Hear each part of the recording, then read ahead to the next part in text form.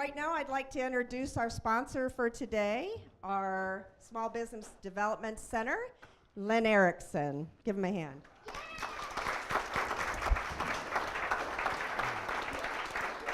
Yep, got myself. In the 40 years I've been in business, for a long time, cash wasn't king. Because all of us depended on the goodwill of our bankers. But now in this century, we've got to make sure we have the money in the venue and that we are ready at all times. There's Jeff, and me and Lenora. Lenora runs the show, of course. And the key is now today, cash will dominate in the world.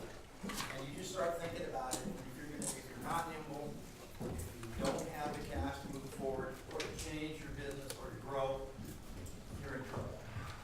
Cash is king. There's a great book on that, Who Moved the Chain. Well, once we hit this century, the chain really changed on business. To where today, a good example was, who went bankrupt not real recently, but fairly recently, GM and Chrysler, right? Didn't go bankrupt. Ford. What did Ford do? They went out early, they saw things coming, and they made sure that they had the money, loans and other things, to be able to get through that crisis.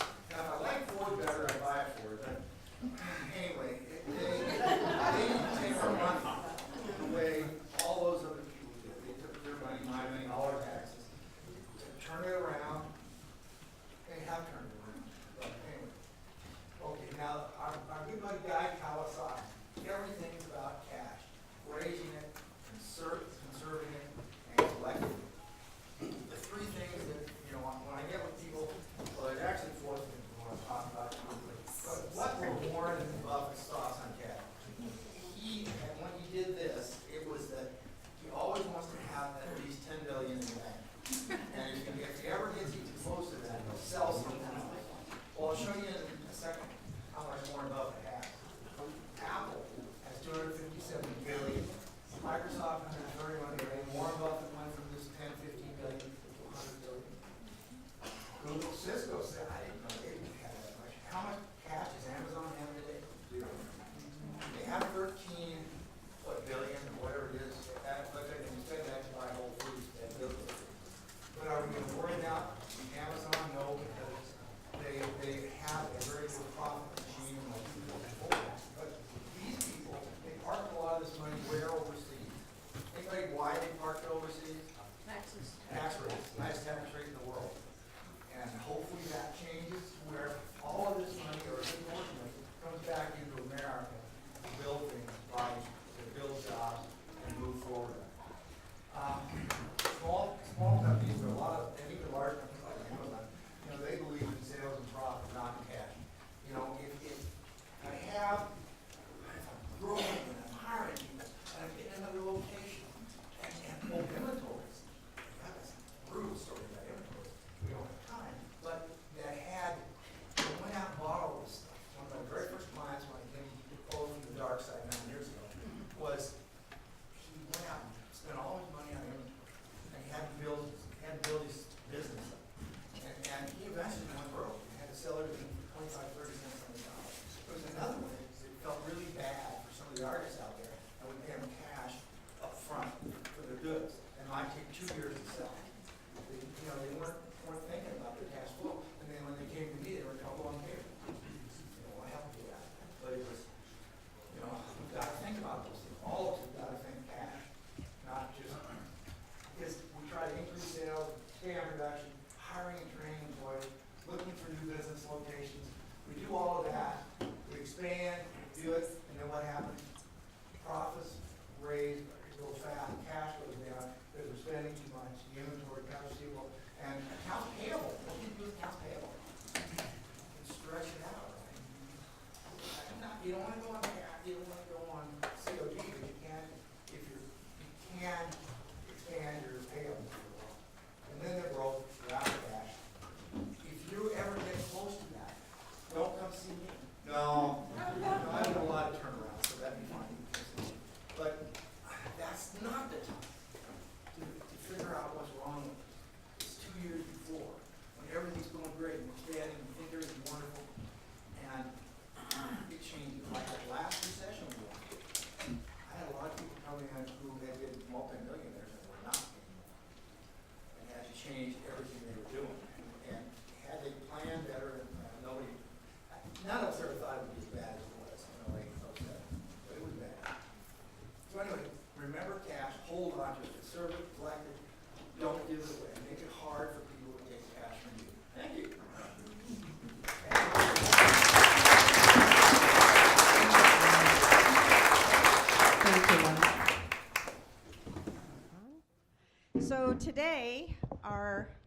trainer would not be possible if it were not for Dixie Technology College and Tracy Fitzgerald. I'd like to invite Tracy to come up so she can introduce our speaker today.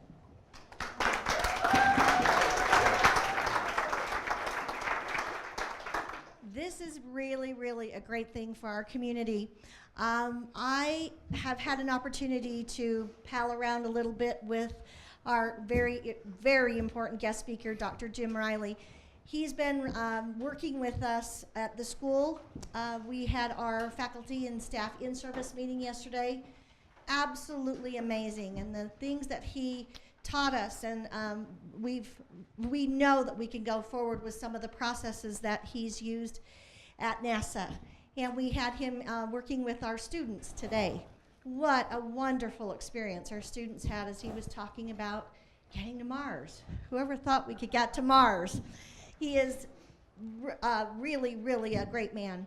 Dr. Jim Reilly is a former NASA astronaut who flew 3 missions on the space shuttle.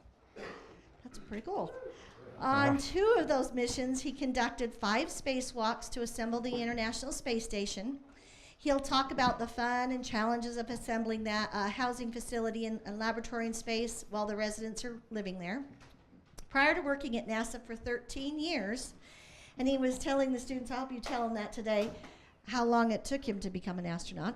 Jim was an exploration geologist working on the frontiers of the industry. As part of his work, he spent 22 days underwater in submarines, exploring the seafloor at water depths of 3,100 feet. Before becoming a geologist, Jim had a real job in a real small community. He was a roofer in Dallas, Texas. Please welcome our very distinguished guest, Dr. Jim Reilly.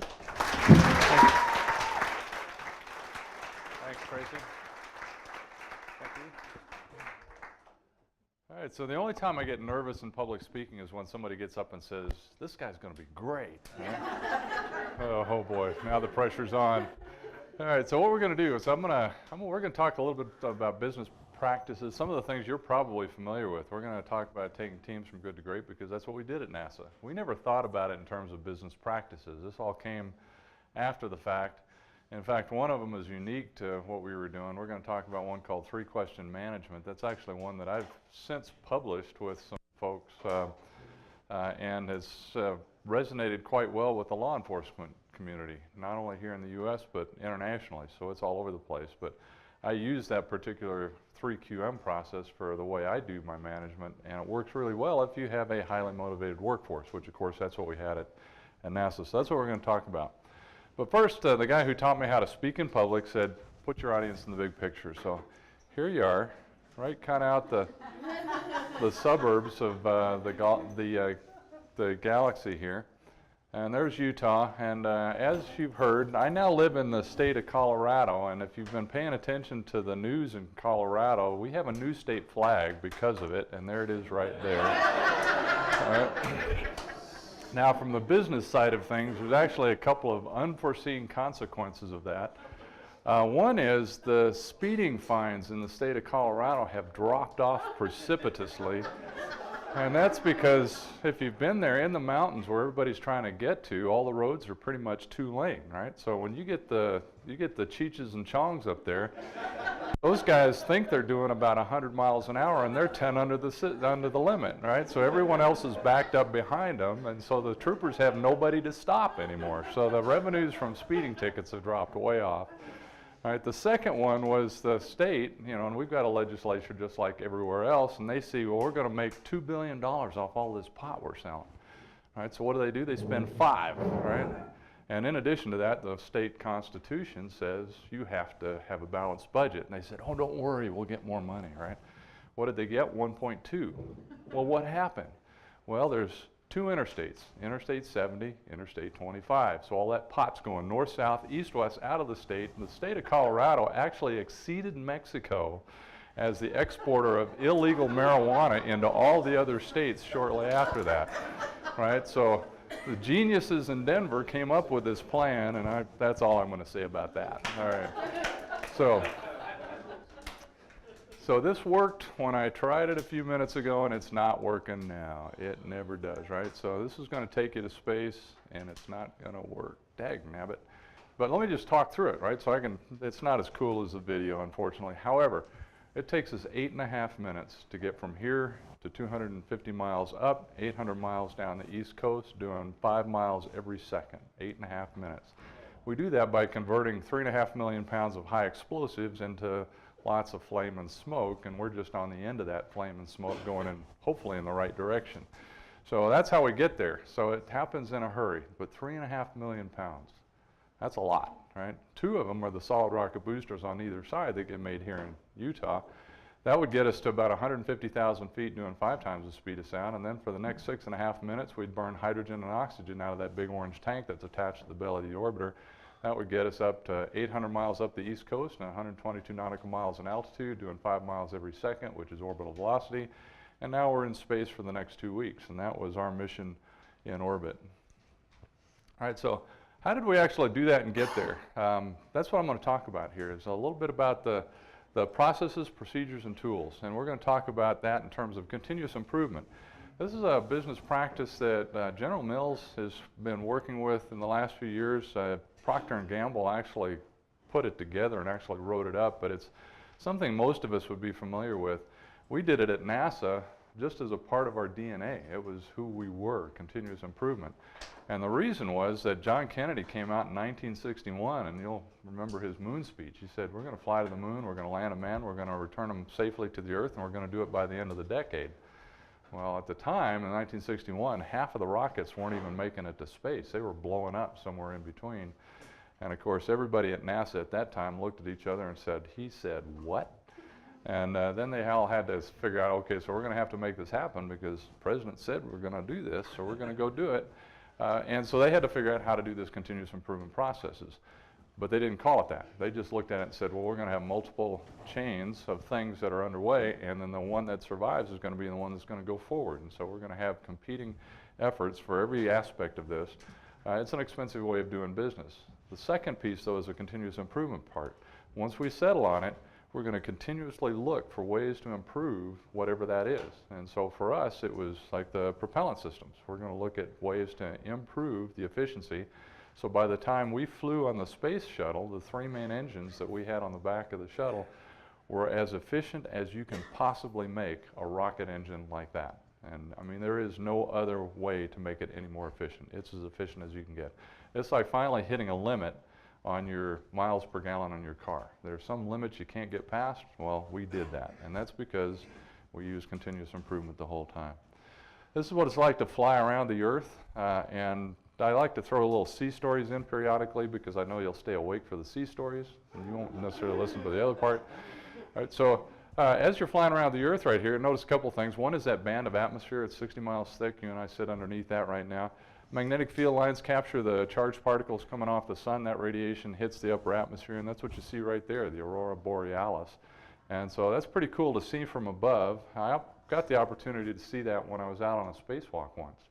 So of course, being a geologist and a geeky sort of guy, I'm sitting there looking at that. First, I'm thinking, wow, that stuff's moving really fast, which it does. Second is, I'm thinking, oh, well, it's radiation coming from the sun that's getting trapped in the field lines. And of course, I'm looking up from where I'm at. Up is relative. Looking at the aurora, which is down there, if you think of it in terms of Earth reference. So it's there, the sun's there. I'm thinking, oh, well, there's radiation between here and there. It's going through me. And I remember having this thought, and I was like, well, that's okay. I've had as many kids as I'm going to have. And at the time I had 3, I now have 5. And the 2 younger ones, they're a little larger than average, seem to be a little faster with a, you know, but otherwise seem to be pretty normal. So this was my job, right? So that's me on the upper left. My buddy outside, Danny Alivas, took this picture while we were working. You see Atlantis, the nose of Atlantis in the background. And we built the International Space Station. That was our job. So we took these pieces up there, assembled them, and had to check them out and then operated them usually for the first time. And that's what we did on 2 of my flights. And imagine that bottom line right there, 44-step project run by 16 subs with 1 prime. NASA was the prime, 16 subs were the different countries. Now the interesting part about that is you're building all those different parts of that house, the 44 things, in different places. And those 44 things haven't ever seen each other till you show up on the job site, which is right there, and put them all together. And a big piece of our job is to do the software part, because everything runs on software in space. And so all that software has to merge and it has to work. And when you look at that, it's over 1 million pounds mass, the biggest spacecraft that's ever been assembled. It is an engineering miracle, and it all works. We didn't have any big problems that were showstoppers. So everything worked because we test, right? For us, that was what we lived by, was testing everything. If you think you might have a problem, test it. Test over and over and over again. Of course, you have to invest the money into it, and that's the expensive part of all this. So what was continuous improvement to us? It really boils down to that we had to recognize where are our margins, right? And you jealously protect those margins. So just like Lynn was talking about, where are your margins? You know, for us, and I was really listening to him because I'm a cash person, right? So my wife and I have zero debt except on our house. Everything's cash, and I'm sitting there listening to him going, yeah, I know exactly what that means, because you can do everything if you have a big margin, and cash is a margin for us. For us in space, margin can be a number of things. For us, it's our failure margin. What margin do we have before something really bad happens? And for us, interestingly, turns out to be 10%. Right? So if it's on reentry, if the temperature goes up 10%, it's going to fail. On launch, if something goes 10% over on its speed, say on the turbopumps, it's going to fail. All right? So we have a very narrow margin, so we were very jealous about protecting those margins. We were constantly looking at how to improve that. Because if we could get 1% increase, that's significant to us. You know, and we don't see that kind of percentage anywhere here on the planet. So you get on an airliner, no matter where you're going, no matter what you're doing, you got at least 1,000% margin. Right? So imagine a 10% margin. That's where we're operating. Details, missed, can kill you. That's sort of where we were coming from. But when I talk to corporations, you can kill your brand if you miss a detail. Talk to the guys on BP about the Deepwater Horizon. Do you think that could kill their company? They're still touch and go to this day. They don't know if they're going to survive that one. Dean Foods back there. If Dean Foods, I saw their name up there. I've actually done some work with White Wave, which used to be one of their companies. Dean Foods and White Waves, if they have a product that goes out that makes somebody sick or, God forbid, kill somebody, what happens to their brand? It gets killed. General Mills is absolutely jealous about that. They will keep anything. If they even have a hint of a possible contamination in their product line, they will throw away hundreds of tons of material just to make sure one bad box of Cheerios doesn't go out the door, right? So they're very jealous about their margins as well. So details everywhere. Question everything. You know, there's that little voice that's always in the back of your head that says, you know, maybe this isn't a good thing to do. You know, it's always something that happens just before you go, oh crap, that was a bad idea, right? We were constantly doing this, you know, because somebody will come up with a good idea. And in aerospace, there's a thing called the good idea fairy. Have you ever heard of that term, the good idea fairy? Good idea fairies are always the ones that wake up at the end of the meeting and usually say something on the order of, it would be great if, right? Shoot that sumbitch right now, right? Because they're going to get you in trouble. Right? So question everything. Good ideas will get you in trouble because they haven't been questioned and vetted. But also when we were seeing problems, and we had problems with Columbia, right? So right before Columbia happened, we were actually starting to get uncomfortable because things were happening with the vehicle. And unfortunately, I'm not going to have enough time to go into the accident investigation itself, but the bottom line was we had a program manager that wasn't taking input. And so communication was breaking down from the people who are on the floor working it that know the stuff best up to the program management level. What happened next? Well, he's the smartest guy in the room, right? BP had the smartest guy in the room that was out there on the Deepwater Horizon. You don't want smartest guys in the room, right? So what you want are the people that know the job. I learn more from the guy on the floor in 15 minutes than I do from the smartest guy in the room in a year. And that's usually the case because they will tell you, you know, what you need to know. Question everything. Walk down and say what works, what doesn't work. And that's what we learned a lot. I found out stuff. Good idea fairy from management came down and said, you're going to move this hatch. And we're like, what? And they said, yeah, we're going to save $1 million, whatever it was. I said, what? And they said, yeah, just move the hatch. It's easy. Just go and boom, put it over here. Well, that thing weighs 800 pounds. Well, we know, but in space it doesn't weigh anything. Yes, I know, but you know, you got to put it on there. It's got to work. Yeah, just move it. Let me go talk to the guy on the floor. So I went down and talked to the guy on the floor, and I said, what do you think about that? Well, it'll stay there. It's not going to line perfectly. And I said, okay, so what do you got to do? And he says, well, you got to adjust all these 44 dogs. 44 dogs. How do you adjust those things? Well, you get these little tiny tools and hex wrench, and you do this with the feeler gauges and do all this stuff. How long did it take you to do that? And he goes, 12 hours. Went back to that meeting and went, we're not doing that. You know, that's not going to happen, right? So question everything. Act like everyone has your life, and in corporate world, it's your career, right? So everybody you're working with can trash your career, or they can make you a hero, and vice versa, right? So just act like it. For us, it was easy. I mean, everybody literally did have our lives in their hands. So if they did something bad, it was our lives that were the ones that went away. So we treated them appropriately. All those people were our heroes. Those were the people that we always made sure we went to go shake hands with. You know, I didn't care about managements or presidents or any of this other stuff. You go talk to that guy that I talked to that told me 12 hours. I'll shake his hand every day. We used a process in the continuous improvement that's called PBED, Plan, Brief, Execute, Debrief. We actually use that at all levels. At the very top level, which is we get the mission assignment, you get your plan. These are the big things we want to do. You go all the way down with PBED, all the way down to the smallest task.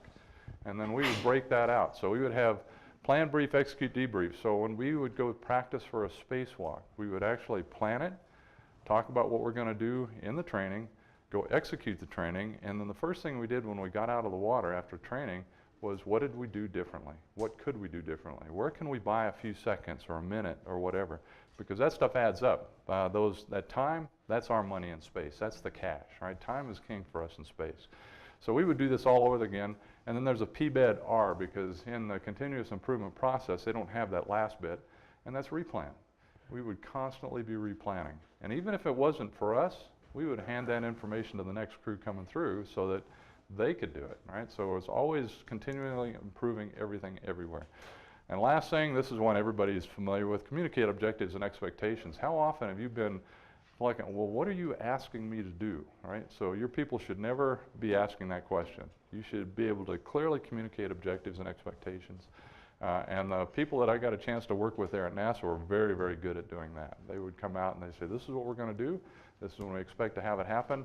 This is the deadlines, and this is what we expect to be our problem areas, is where we're going to focus our efforts on. And they would have all that worked out and communicate that.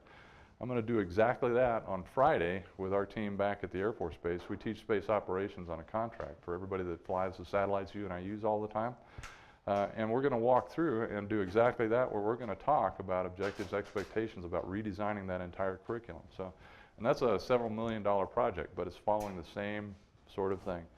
So I'm going to talk a few things and sort of make it unique, right? So in my first mission, we flew to the Russian space station Mir, right? So Soviet guys, ex-Soviet guys, and Cold Warriors on our side.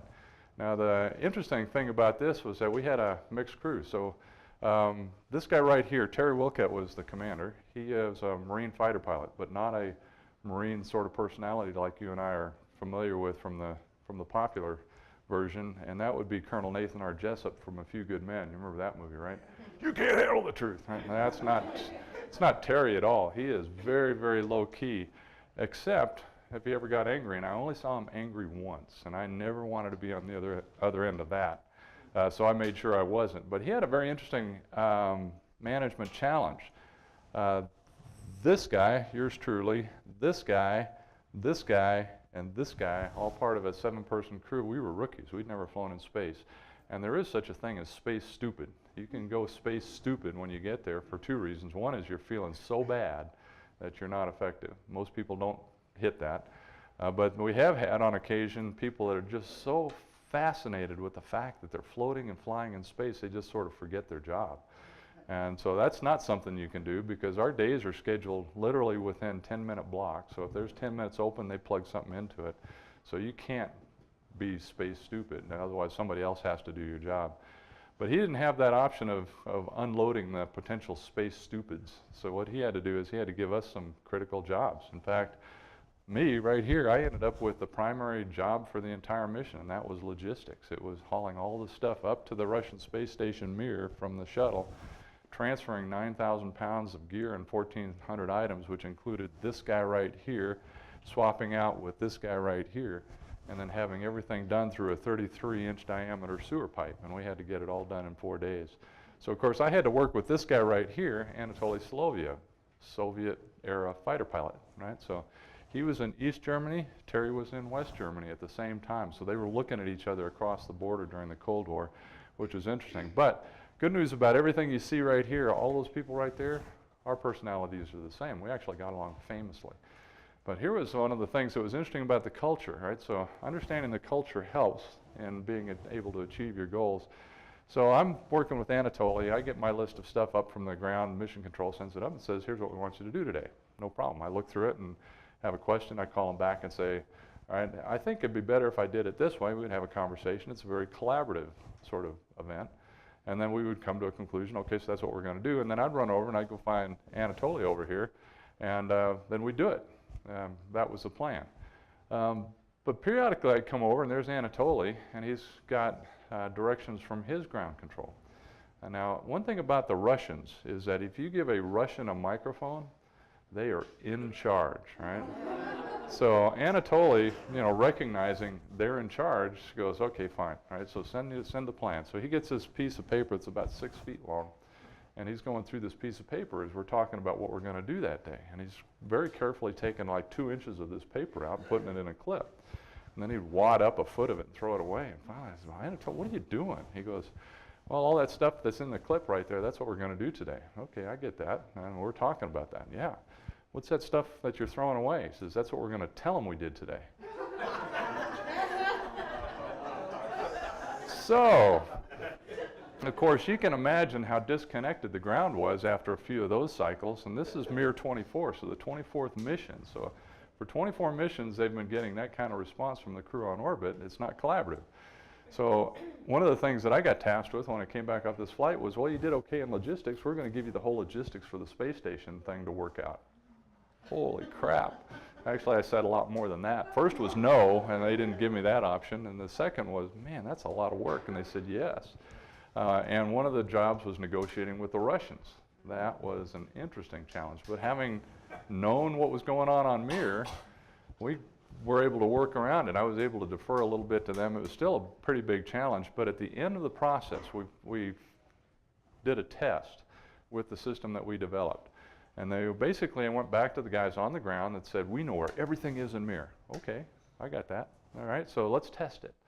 Well, we don't need to. Well, no, let's just test it. And here's the sweetener, right? So if you do know where everything is on the Mir, then it should be right where it shows up in the database. And if that's the case, I'll buy you whatever bottle of vodka you want, no matter how expensive it was, right? So they're like, sweet, right? And I'm thinking, you suckers. I got you, because of course I'd been there. I knew what the problem was. And of course they were surprised because there was stuff on the Mir that they didn't know was there. There was stuff they thought was there that wasn't there. And then in the final act of humility, they opened the last panel on board the Mir before they deorbited the station, and out floated a 6-pack of Baltica beer.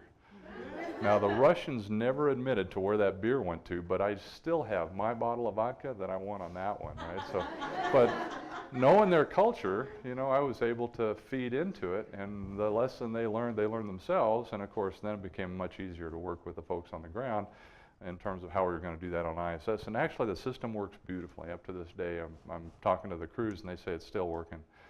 Now Terry had an interesting philosophy. This is the 3QM philosophy, right? So he could be very directive, very micromanaging, or he could do this. He could just ask 3 questions. Do you have a plan? And knowing that I would be pretty good, he might ask a few details, but generally he didn't. He generally trusted me, said, do you have a plan? Is it working? And as long as I was saying, yep, we have a plan and it is working, and he did this at the macro and the micro level. So when we were day to day, he might come and say, do you and Anatoly have a plan? I'd say, yeah, we have a plan. And he'd say, is it working or is it going to work? Yeah, I think it's going to work. That's all he needs to know. And then the last one is, are you ahead or behind? And this is our timeline and schedule thing. Do we have to worry about problems somewhere? And I still use this to this day. So when working with highly motivated and technical people, but they don't have to be technical, they just have to be motivated to the success of the organization. As long as they are, you can use this very effectively. Law enforcement uses this a lot. A lot of times they don't know they're doing it. Sometimes they don't do it at all, but we published a paper. So I did this with a retired FBI counterintelligence guy. He chased the Soviet agents back in the day. And I gave this presentation at a organized crime information center in Nashville, Tennessee, and he was there, and when we put this thing together and published it in the Police Chief magazine. It's an international association of chiefs of police, and so it's all over the world now. And then the last thing we did is, what would you do differently? And that's the review at the end, right? So how could we improve this process? And if you're going to do this process again, you should always be asking that question. And that's, again, at the macro and the micro level. And when you look at it, that's really, Terry didn't know it, but he was doing PBED, right? Plan, brief, execute, debrief. Right? And so we're doing essentially the continuous improvement process. We also train like we fly like a train. I also have this little video up here. That's not me, I don't think. Okay. I did have mine go off one time when I was at the podium, and it was sitting right here, you know, and it turned out to be my wife, and it was fun because I could sit there and just say, I told you not to call me here, you know. At which point she heard everybody laughing in the background, and that, I paid for that, but it was worth it. All right, so what we're doing here is, I just want to show you this. Here's Terry, right? So he's right here. That's me right there, and then there's a guy right behind Salajan who is on his first flight as a Russian cosmonaut on a U.S. vehicle. Guy right there in the same shirt that I've got on, Joe and I are actually flying the vehicle. We're flying the vehicle around the Russian space station Mir 400 feet out at 5 miles a second. So critical maneuver, absolutely. But notice how relaxed Terry is, right? He has complete faith that we're not going to do something bad. He's listening, but he's not involved in the process other than he's following procedures, making calls to the ground. He has let us have a $2 billion U.S. asset and let us fly this thing because he knows we've got a plan, it's working, and we're right on schedule. All right, so he doesn't need to know anything more. 104 was my second flight. It was a whole bunch of overachievers, right? We had only 5 people on that flight. 3 of us, all 3 on the right side here, Janet, Steve, and I, were all in the same class. We entered in classes of astronauts, the first one being the original 7. We were the 15th class in 1995. There was 23 of us total. So we're all together as classmates. Steve is the commander on this flight, so now he has to, no kidding, herd these cats because he's got a bunch of strong personalities in that crew. This guy right here, Scorch Hobaz, a Marine fighter pilot. He really is a Marine fighter pilot like that. You can't handle the truth kind of guy. It was interesting to watch these two, right? So it was like if you have kids and they're growing up, particularly when they're teenagers, you know, they love to needle each other just to drive each other crazy, right? Those two were driving each other crazy the whole time. We didn't know what the deal was until just before flight. We all got together, all the families were there. Scorch was the 5th child in the family of 5 kids, 4 older sisters. So as soon as we figured that out, that was easy to figure out why he's going to be giving her a hard time. Right? So knowing the culture helps, right? You can identify how people are going to react. Here's a picture we loved, and it was important to us, right? So you see the 5 of us all wearing the same shirts, plus there's 3 more. These are the 3 people on the station that have been up there for 3 months before we get there. They're all part of our team. They have to because they're going to do things that allow us to get our job done. So we have to have a good relationship with them. They launched 3 months before we did. So we're training on the ground while they're in space. So we're communicating back and forth with them, primarily over email, but every once in a while we do a video conference with them so that we could, you know, do the nonverbal communication bit. And then the other thing you see here is a hat floating in front of Scorch. That's actually representing these folks, and that's our mission control team down on the ground. So we wanted to represent those guys because they're equally as much of the team as the people that you see up there on the space station. And we wanted to capture that for them because that was important to us. So what we did is Scorch actually stole the flight director's hat. The flight director is this guy right here, Paul Hill, stole his hat 3 months before flight, and that actually ticked him off quite a bit that his hat disappeared from the console. But then the next time he saw it, of course, was in this picture right here when we sent it down to him at the end of the day. So that was a lot of fun. And that was the key to our flight. We had a lot of fun. We were doing stuff like that all the time. And so that helps. And if you're running 16-hour days, 5 people instead of 7, higher workloads, and you can't fail, all this stuff, you know, you can respond in one of 2 ways. It can be either high pressure, high stress, or it can be high pressure, low stress. And the best way to get it to low stress is just have a good time. And so that's what we did. We just had a great time doing everything we did. We spent a lot of time with these guys before they launched in social events, dinner, going out for a beer, whatever, just so that we got to know each other really well, so that when we're up in space, we're communicating at levels that are higher than the ones that you and I would have at a casual basis, and that's what we wanted to capture. And this is what we did. We put this thing on board. This is the airlock. This is how we go out and do spacewalks from the space station. And so Mike and I did that. This arm that you see here, Susan, who is up in the upper right in that image, is driving this from the inside. Now the one thing about that is she can't see us. She knows where we are, but we have to communicate to her. This is where Mike is and that's where I am as she's moving that equipment at us. This thing weighs about 18,000 pounds on the ground. That's about 9,000 pounds in orbit. That's a high pressure gas tank. So if she misses and smacks me, for example, you notice how close that is up there, that's a bad day, right? I now become a new satellite. That's not a good thing, right? So she's communicating with us, and one of the great things about having that social time is you hear things in their voice and how they say things if you know them that well, and that was the important part. Steve recognized that and made sure we had that time together and got us that.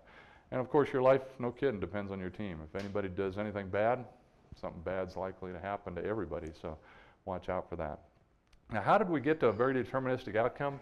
We did things over and over and over again, right? So when we trained for a spacewalk like you see us doing up here in the upper left, we would do that anywhere from 5 to 7 times, always looking to improve the procedure that we're going to follow, so that when we went out to do it for the real time, one thing about it is we almost never spoke because we didn't need to. We knew exactly where we were going. I could hear Danny and knew where he was.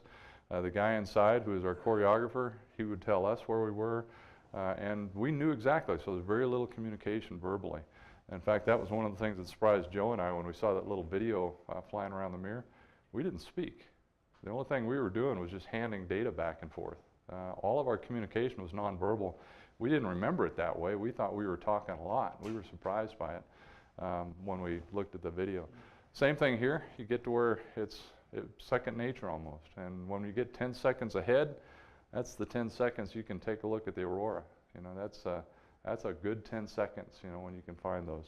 Also, it builds a little margin so that when something surprises you, and periodically they do, and it doesn't have to be big.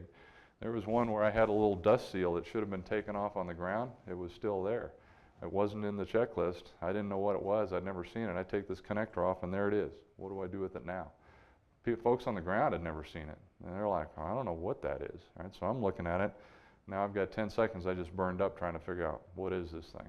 We weren't behind because we'd made out 10 seconds before, so it's protecting our margins. The last flight was leaders all here, right? So everybody in this flight was pretty experienced. All the guys in red are the shuttle crew, and the guys in blue are the station crew. I was actually brought into this flight late because I was on a later flight. The guy who was in the position that I ended up taking had been moved from our flight onto another flight because the guy who was in that slot had gotten a back injury and he wasn't going to be able to fly that mission. And so they moved Jeff forward, they moved me in. Now the interesting challenge was this guy right here on the far left, as you see it right there, Pat Forrester, Army Colonel, so he's an 06, so he's a leader, right? And naturally so.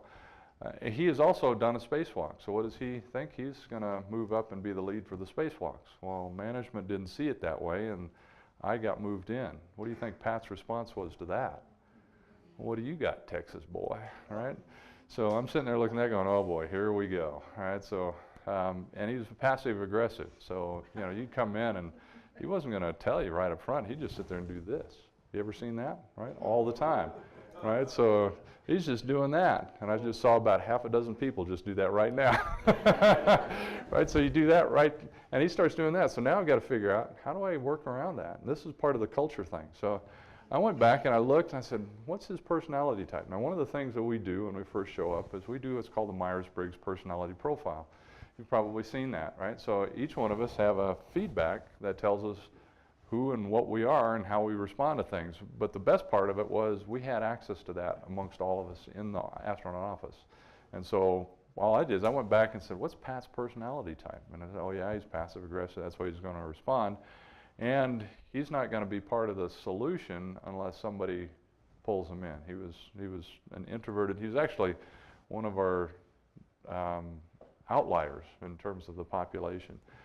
So once I knew that, well, that told me how I was going to approach it. So I gave him half the job, responsibilities, special projects as they came up. He was going to handle that. So now he's the lead for a large part of what I would have otherwise had to do. And we just shared the load. And then I shared the load with the commander, who's this guy here with the short haircut. He's also a Marine, very much in the you can't handle the truth sort of mentality. He and I are classmates, and from a personality standpoint, we are about as far apart as you can get. You know, I'm generally a pretty laid-back guy for the most part. He was not. He's very tightly wound, but not so tightly wound that he couldn't relax. But he didn't drink, so I didn't drink beer with him, which is, you know, as a Irish guy, you know, that's what we do, right? So a lot of those connections that you would otherwise have, we didn't have, right? So we were friends, but not deep friends, right? So we certainly not drinking buddies, right? And so CJ, which is his call sign in the Marine Corps, Caustic Jr., tells you everything about his sort of personality, right? Caustic Jr., right? So, you know, anything that would happen that was out of the ordinary usually generated some sort of caustic remark, and so, you know, it could sting if you didn't know where it was coming from. So, but I got with him, and we sat down at the very beginning, and he did something that I thought was really unique, particularly knowing his personality. He sat down, he says, you're going to handle all the spacewalk stuff, you're going to handle all the crew on that side, you're going to handle all the payload stuff, which is the truss and all the stuff going up. Everything we're going to do on the space station, you're going to do that. I'm going to handle all the space shuttle stuff, take care of all of our training, do all the paperwork on that side. We're going to meet one day a week, you know, for an hour, and we're going to walk through it, and then we'll figure out if we got any problems we need to solve, and that's what we did, and it worked beautifully. In fact, he was so hands-off, I was amazed in that he just allowed me free rein pretty much to go do what I wanted to do and how I wanted to do it. But I also made sure I communicated everything we're doing, those expectations. This is what we're going to do. This is where I think we're going to be. This is the schedule we're going to follow. And again, he worked that from his side as well. It worked beautifully. So our crew exceeded it because we had lots of challenges on this flight. We had failures on the system. So here's what we put on there. Everything from there that way was what we put up there. It was 38,000 pounds. We actually set a record going to the space station with that. That's what's called the S3, S4 truss and the starboard set of solar panels. There's now another set of solar panels out here on either side for that space station. But that was our job. Now, one of the big challenges was we had several things that failed that shouldn't have failed. And in the process, that now eats into your schedule. So now things are moving. Pat and I got together for the spacewalks. We organized that in a matter of minutes. Folks on the ground, which you'll see here, this is one of the challenges we had. Something struck the outside of the orbiter on launch and peeled up that piece right there. That protects us from the heat of reentry, and that's what happened there. So we had a team of folks on the ground. All of these people we know very well. They're either people that we work with as our trainers. The second from the right is Heidi Stefanition Piper. She's one of our astronauts. So all these people are coming up with the procedures for us to repair that on orbit, because if you don't, right underneath that piece that's folded up right there are the propellant tanks, which is that bulb you see right there next to the tail. Propellant tanks said if the plasma gets inside there, now you become a very expensive one-way meteor. You don't want to do that. So these guys spent literally 3 nights, all night, working these procedures, you know, finding the tools that we had on board, the stuff so we could go out there and fix it. That's what it looked like after we executed their procedures. And no kidding, it literally took us about 15 minutes to look at what they sent up to us and say, yep, we got it, right? And then it took us 2 days to actually get the work done, but 15 minutes to say, yep, understand exactly what you've got, because we know these people, they know us, and the communication worked at a great level. What was that? What did you do? Oh, this right here is where the thing had gotten folded up. So from about here over, and this is actually stitched up. It's actually with surgical sutures. So I was the crew medical officer, so we had all this stuff up there in case somebody got hurt. And so We use the surgical sutures there. Those are little rings on the end of the pins. And the reason we have the rings on there is that our gloves are very bulky, so you have to be able to put your finger through it. Those are titanium pins that actually go through that blanket, go down into that tile right there. So now it holds it in place during reentry, and it did. It worked beautifully. Got us all the way to the ground. No, it's actually Kevlar, Teflon coated Kevlar, and it's about that thick. So it's pretty hard to do much to it. But it does discolor, so over time, in fact, when you see Atlantis, it looks pretty dirty. It's actually discoloration of the Teflon and the Kevlar because of the heat of reentry when you see the real vehicle. This is reentry, so we're in space. We're going to fire our engines. Watch that little timer right there. Steve catches it. And then we're going to hit the upper atmosphere about 400,000 feet, about 4,200 miles from where we're going to land. And all those flashes that you see outside the window back there above their heads, that's the atmosphere literally glowing white hot because of the speed of reentry. So that was why it's so important to fix that. And when the times are right and the conditions are good, we hit Mach 25, which is a nice little patch we have on our flight suits. And there you saw CJ showing you what the first feelings of gravity are like by dropping that timer. Here's what we look like from the space station. We're a little tiny white dot way out at the head of that meteor as we turn all that speed into heat. So we've got that plasma flying around us on the background. This is what it looks like again from the inside, focused more on the windows. So we're actually doing this at night. So everything you see out the windows in the overhead, and as this camera pans around and looks over Lee's shoulder here in a second, you'll see everything out the front windows. That's that atmosphere glowing at 2,700 degrees Fahrenheit. Hot enough to melt steel, and of course we're flying along at 74 degrees inside. This was all done by guys in the late 70s with slide rules instead of computers, and it's a beautiful machine, beautiful flying machine. Now as we continue to approach, we come overhead at about 70,000 feet, which is higher than the FAA ever needs to talk to us, so we never talk to the air traffic control folks.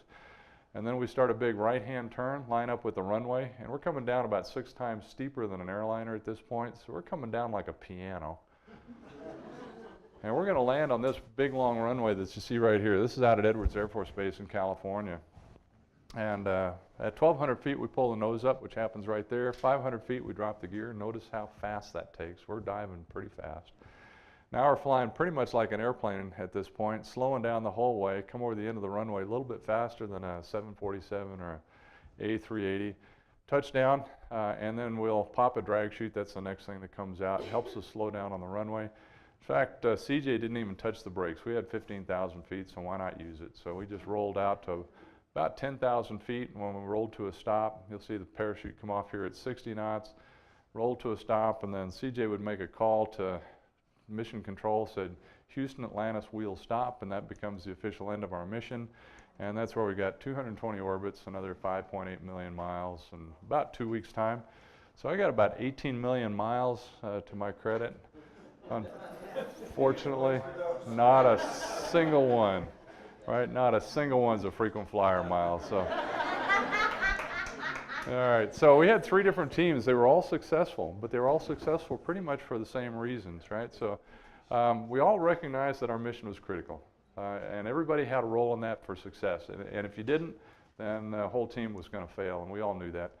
Fun was contagious, right? So as much fun as we were having with that STS-104 crew, it bled over, you know. So mission control people, our trainers, engineers, even in Russia, you know, the people who were training us in Russia got caught up in that.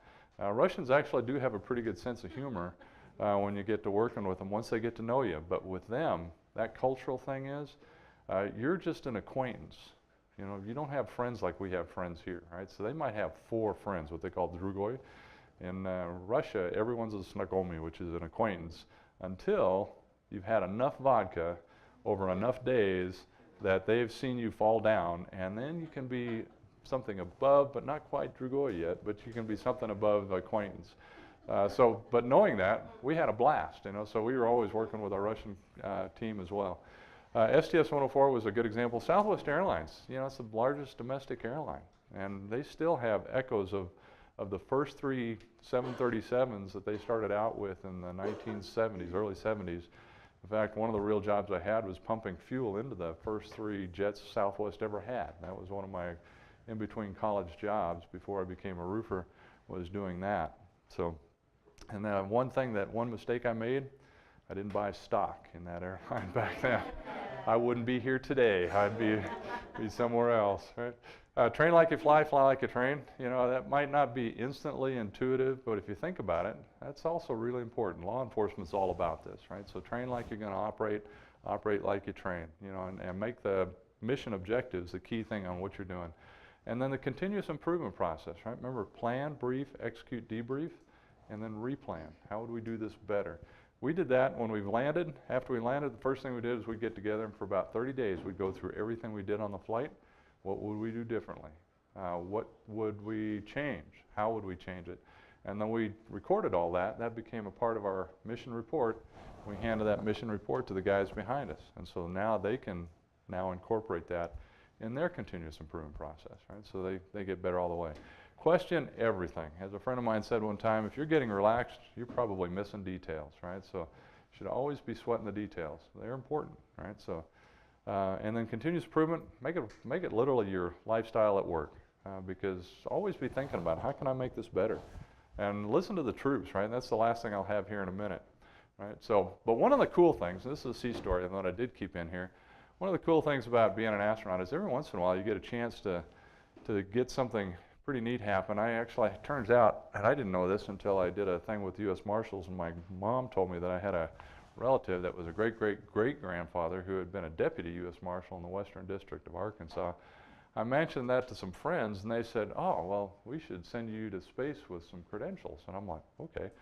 Well, of course, the Marshals can swear in anybody as a deputy, and that's that symbol right there. But what happened was I get this phone call that said, hey, we're going to swear you in as the 7th honorary U.S. Marshal, and that's what you see in the upper right up there. And so I now carry my own set of creds. I've got one set that went to space that's going to go in the museum, and then I've got my other set, which I'm going to use here this afternoon, no doubt, because I've got to get back to Las Vegas to catch a flight back to Colorado Springs. And somewhere between Utah, Arizona, and Nevada, it's almost inevitable that I'm going to find a straight trooper, right? So, and what have I got? The rental car company gave me a red Jeep, right? Right. So, good news is, usually when that comes out, there's not too many discussions after that, which is a nice thing. However, one of the things about the America's Star here, and this is in almost every law enforcement organization has this one word. NASA, we lived it. And unfortunately, I can't go into the details today because we don't have the time, but you know, you'll remember the 800 miles in the diaper thing? It was all about that word right there, integrity. Right? Everybody in the process has integrity. We absolutely relied on that, right? If you said you were going to do something, you were expected to do it, and it was really rare that somebody didn't do it. In fact, that was one of the biggest transitions I had coming out of NASA, going back into the private sector again, was that's not a universal quality, right, in people. I remember the first time somebody said, yeah, I got this, I'll take care of it, and then a week later we get together and they didn't do it. I'm shocked. I'm like, what? What do you mean you didn't?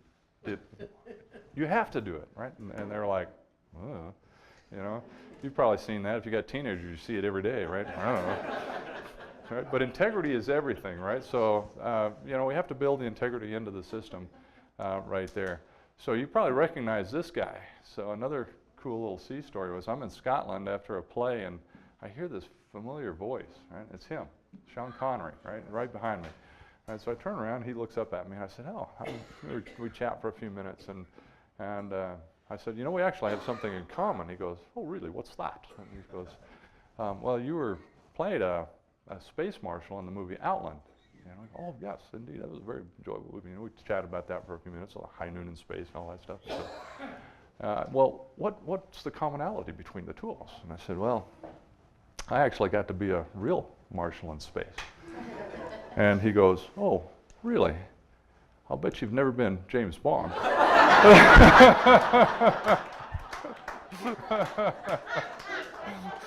So, you know, as cool as my job was, you know, there's no way I'm going to beat that, right? Okay. So simple rules for your teams were the same ones for ours. Know your team. You know, know each other really well as much as you can. Culture is important. You know what motivates people. Know your mission. Make it clear. Clear expectations and deliverables. And then communicate all those expectations and revisit them if you have to. Right? Follow Terry's 3-question management if it works for you. Otherwise, you know, pick your own. But that one works really well for me. And of course, protect your brand. what was our brand at NASA? It was that meatball, the NASA meatball, right? You do not want to embarrass that meatball. And the one time we've had that happen a couple of times, and it's really bad, right? It embarrasses everybody in the organization, and that's what we felt was protecting that brand was really important. And enjoy the ride, right? So enjoy it. You know, you're going to have to find that 10 seconds. One of the most important things that Yuri told me on STS 104 before I went out to do my first spacewalk. He said, "You're so focused on your job, you're not going to think about this. But every hour you need to just stop for 10 seconds and look around, because that's the only thing you're coming home with is your memory." I thought about that one.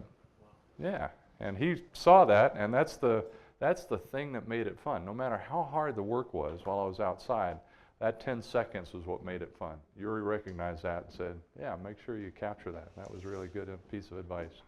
Right? I am not going to talk about this today, unfortunately, because we're running out of time. I would love to come back if you guys are interested, and we can talk about this in detail. It's actually an interesting management failure case, right, and what happened. It broke down because of a horizontal problem at the program management level. Communication was blocked from coming up, and then activities going down were negative instead of positive. So there's a lot of things that broke down in all of this. The end result was because of one person, effectively, and that person's deputies. So two people in the entire chain of what NASA did affected the outcome of that mission right there and killed those 7 people. Right? Is it worth it? No. Now, the interesting thing is, neither of those 2 people have, to this day, admitted culpability to that failure, right? So, problem there is ego, right? Ego has no place in what we do, right? So that's one thing you have to recognize. And of course, that was one thing that surprised me when I showed up at the astronaut office first day of work. These were the most low-key people, ordinary sort of individuals you'd ever hope to meet. And here's this guy, John Young, who flew the first shuttle mission, flew the first Gemini mission, flew twice in Apollo, landed on the moon in Apollo 16, and here's this guy, and he's talking to me like I'm his equal. I'm like, there's no freaking way I'm your equal, dude. You know, tell me the stories. I want to hear what you had to say. But you know, he was a great guy in that he was always wanting to know how things were going in the space station program, which is what I was working on. And then he would tell me stories about Apollo, and that's how the cultural history of NASA got conveyed. It went forward because he would spend that time talking to me. So if you'd like to see that sometime, we'd be very happy to bring that to you.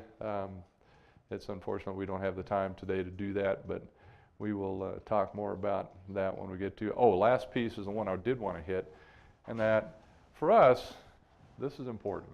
Listen to the troops, right? Because the people below were uncomfortable. We recognized there was something wrong, but you know, it's that little voice, and sometimes you don't know what it is, but every once in a while you should listen to that little voice and say, let's step back from here for a second and think about what this means, and let's talk about it. And the troops will have that well before you do in management, and that's what I've also learned. I learned more from the guy 15 minutes on the floor than an hour's worth of chatting with somebody in a management meeting, because they've been there, done that, and they know it, and they're going to tell you. As long as they feel they're comfortable enough, they'll tell you, right? They don't have any problems telling you. You know, I'm sure you guys are familiar with that. Listen to your troops. That's the most important thing out of all of this. So there you have the Earthrise on the moon taken by a friend of mine, Jack Schmidt, and my address up there if you want to get a hold of me. But thank you for having me here today. I really appreciate the opportunity to see you here in St. George. Thank you.